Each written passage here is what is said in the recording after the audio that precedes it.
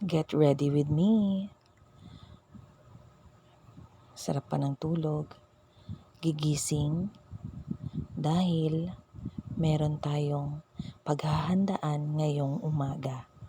Ito ay ang kick-off parade ng Boy Scout of the Philippines. Ginanap noong October 1, Sunday. Ayan, bumangon na. Nagmuni-muni muna. At yan, tumayo na. Kukunin na ang ating towel dahil maliligo na tayo ng madaling araw. Kasi magsisimula ang parade ng 6 o'clock. Okay, papailaw natin ang ating kwarto. Lalabas na rin. At ipapailaw na rin ang ating sala. Ayan. Papasok na tayo sa ating banyo. At bilisan ang paliligo kahit malamig ang tubig. At ayan, tapos na. At voila, naka-uniform na ng pang Boy Scout. At ready na. At nakarating na nga tayo sa venue kung saan doon mag-ipon-ipon ang lahat ng mga Boy Scout na dadalo sa kick-off parade. Ito ay ang sa CSU ground. So, from District 1 to District 8. So, andito kami lahat. Teachers and scouts ay ready na sa aming kick-off parade. Ayun ang aking mga kasamahan, o diba? Yes, nakahabol sa wakas si Ma'am Seti. Kala niya kasi naiwan na namin siya. O diba? Ang saya. So, nagsimula na ang parade, palabas na ng CSU ground. Simula nung pandemic, hindi na natin nagawa to. So, ngayon na naman ay gagawin na naman natin tong kick-off parade. Ayan, ang ating mga very active na Boy Scouts. Kasama ang mga teachers na Scouts din.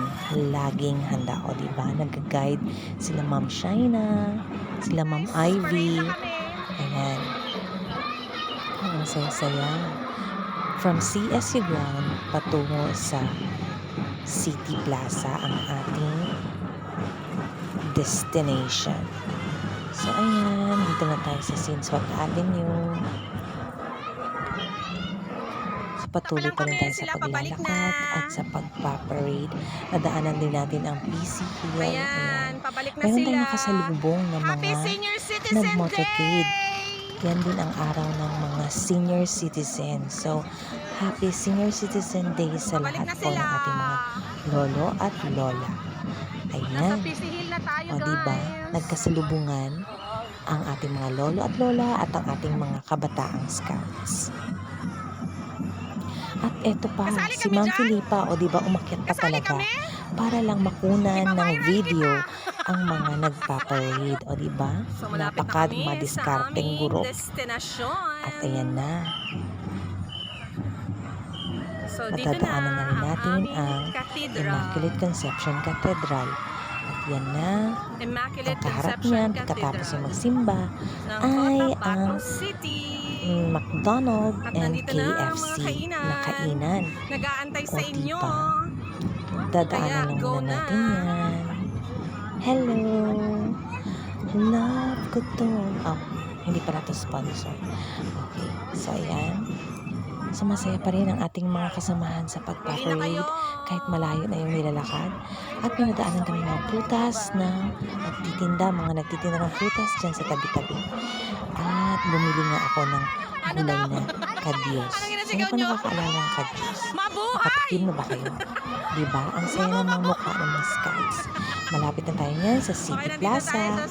At magsisimula na ang programa ng Boy Scouts. Isa sa mga programa ng Boy Scouts ay ang paglilinis ng City Plaza. So, nagkakaroon ng clean-up drive. So, nagpakitang gilas muna ang mga drum and lyre ng main campus. O diba, mas bongga ang kembot ni Kuya. O, kesa sa mga ate. O diba, meron ba kayo niyan? Ang ganda ng pagkakembot, ang lambot. Oh, diba? Tatlo yan sila dyan sa flaglets na mga bongga ang kembot-kembot nila. O, diba ang ganda tingnan pag ganun lahat ang kilos? Diba? Nakaka-excite tingnan. Parang gusto mo ring sumali. Nung mga kabataan ba kayo? Gusto nyo rin ba maging parte ng Drum and Lyre? O, diba? Ang galing, oh. Ang galing. So yan ang mga kaganapan dito. Pakitang gilas muna bago magsisimula ang programa. So ito ng kasamahan namin ay si Sir Val ay magtuturo kung paano gagawin ang Boy Scout Clap. Kayo ba? Alam nyo rin ba paano ang Boy Scout Clap? Sige nga. Try nyo nga. Try nyo nga sundan. Okay, get ready. Ayan na.